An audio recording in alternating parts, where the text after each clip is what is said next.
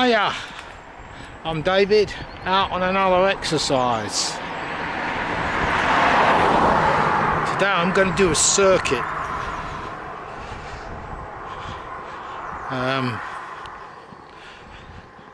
See how that pans out. I know there's a tree along the way. We didn't see a tree the other day. I apologise for that, but we saw some blossoms, which was better in the absence of a tree. Better than nothing. Better than nothing is a phrase that at these times is important, because it teaches our kids that you know, what we've got now is the best of what we can have at the moment. I think that's the message. I'm going to show you some a vista here. Nice little view. And see how that pans out. Look at that. Beautiful.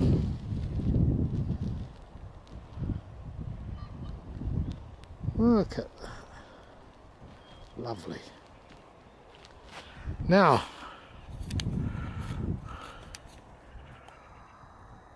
go forward. Oh, beautiful.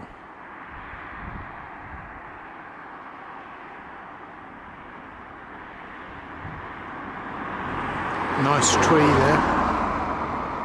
Nice tree. And no vista is a vista without the obligatory pylon.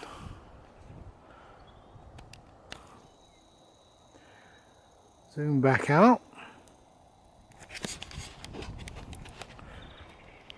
Onwards and upwards.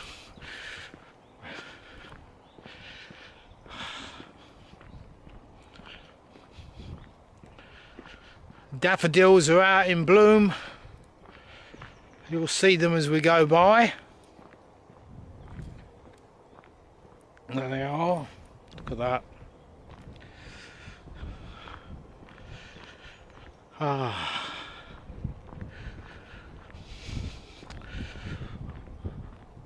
What do you get up to when you're cooped up? Watch the TV and decay on the couch? Do you open cans of beer or do you stuff your face full of stuff that you wouldn't normally be eating, but you haven't got much of a choice because that's all there was in the supermarket? What do you do? Some things you can do is be a little bit creative. There are things in life that we are born with. Fingers and toes and hands, and some people aren't, but the thing that you're born with mostly is your mind. Now you can write stories, sit down and use your creative brain and put pen to paper or type on the old computer a story. Or you could, if you've got some musical talent, work on your music. Now I've been doing this, vlogging, but I've also been working on my music. And I've been playing guitar a lot.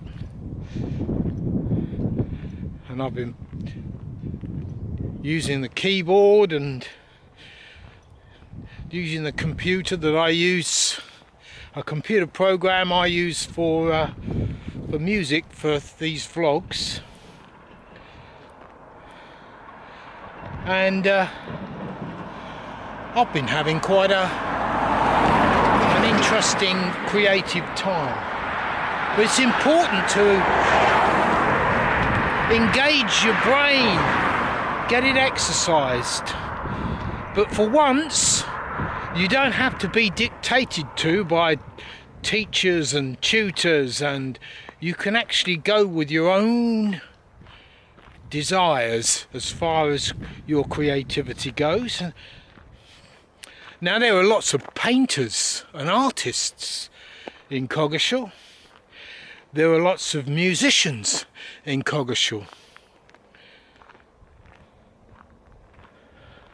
Creativity and artistry go hand in hand, and by nature we are, as humans, a creative species, and our lives are shaped and moulded by our creativity. And we make stuff. Yeah, we make a mess. Yeah, we make a complete chaotic, rubbishy thing that we have to live in. But not all of it is rubbish. A lot of it is wonderful and beautiful. And the beautiful stuff is born from nature itself. The nature within us. Our own natural inspiration. Do you get inspired by things? I do. I get inspiration. Sometimes you go through patches of not having much inspiration in life and enter into a creative depression. But adversity and not knowing about the future can sometimes inspire you into action. What sort of action? Well, a creative action. Why? Because being creative is a way of escaping the reality of what is happening right now, and we have nothing we can do about the situation at the moment except obey the rules, stay indoors, exercise once a day, and that's it.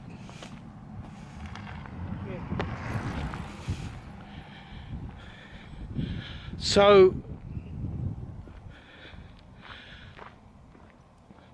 our creativity becomes our escape because there's nothing else to do, so we can be creative.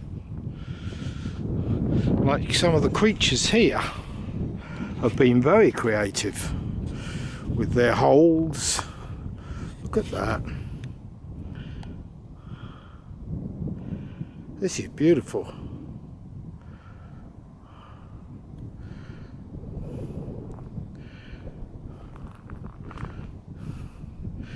Something living in there. Under the shelter of a tree. A beautiful tree.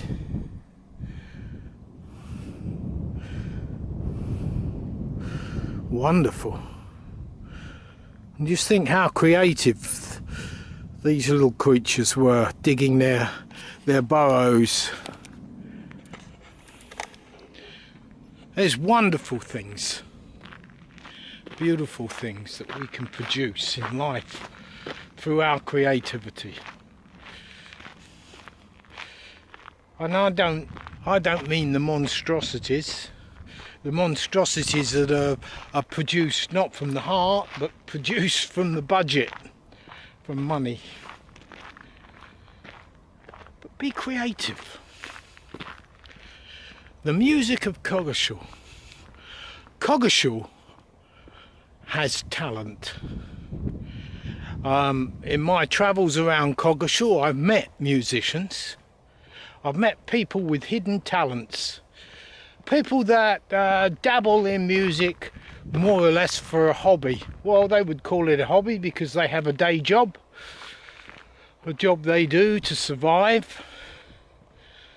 And at the moment now, most of our day jobs are all on hold and we don't really want to think about what that entails. So what do we do to occupy our minds? Well, there are things we can do, and I'm going to see if I can get up this bank, because cue music. There she is, an old friend, another pondering tree.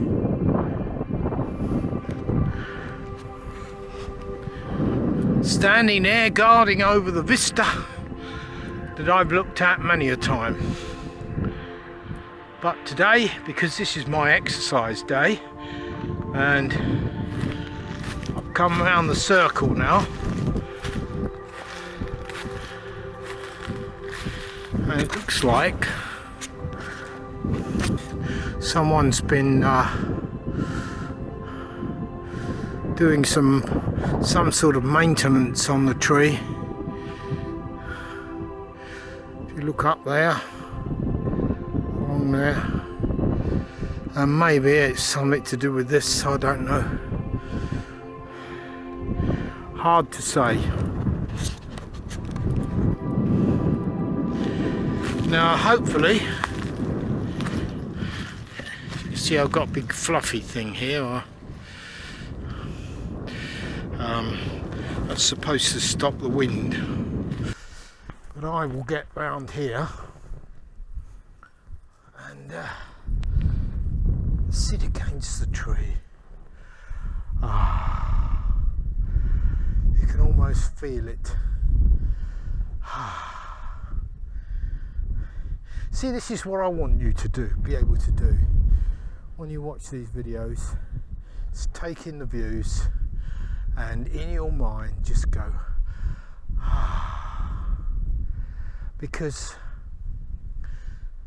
that's what we have around us, all this stuff. So when you go out for your exercise, if you're lucky, and some of you might not be quite so fortunate to have the countryside, but if you can, if you're permitted, get out there, touch a tree. Part of your exercise, part of exercising your mind and releasing yourself from just that being surrounded and cooped up feeling that will stifle you and possibly suffocate you in your intellectual functions, so you can't do anything but lie down and watch reruns of Death in Paradise and Midsummer Murders, and there's two places I wouldn't go for a holiday: San Marie and Midsummer. I've never seen a place with so many murders. My goodness me. But credit to the police force in Midsummer. They solve them really quick. They solve them within a day.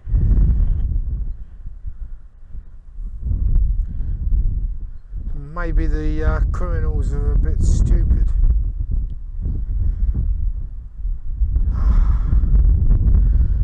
But we get so many of these programs where the cops sorting out murders. You know, Jessica Fletcher in Murder What She Wrote. Murder She Wrote. Wouldn't have her to tea. Get back to the subject of music, because the theme tune to Midsummer Murders, da da da da da da da da da da. You know that one? Somebody's going to get murdered. It might be you. You might just find yourself strangled while you're in the loo. Somebody's going to get murdered. We know that's true. You know the idea. I sit down and I think about these things. Stupidly think about them, I do. I'm a bit silly that way. But it's a chuckle. It's creative. You're exercising your creativity. I write a lot of poetry, and some of it I put to music, some is just poems. But these things lots and lots of people can do. Lots and lots of people in life have these abilities. Now is the time. Now is the time to rise up with your creativity, that little hobby, that little gift you have for drawing, for painting, your artistry. Start being creative. Start being creative. Wake up that creativity. Please.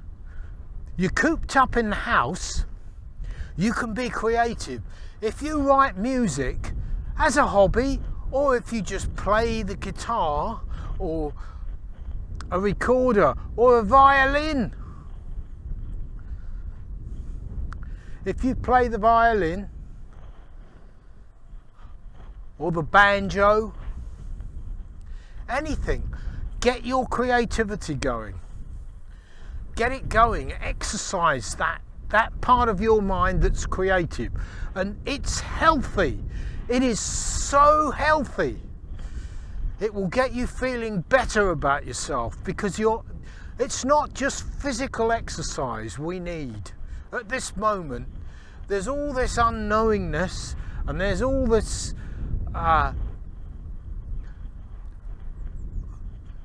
this claustrophobic rules and regulations that have been put upon us.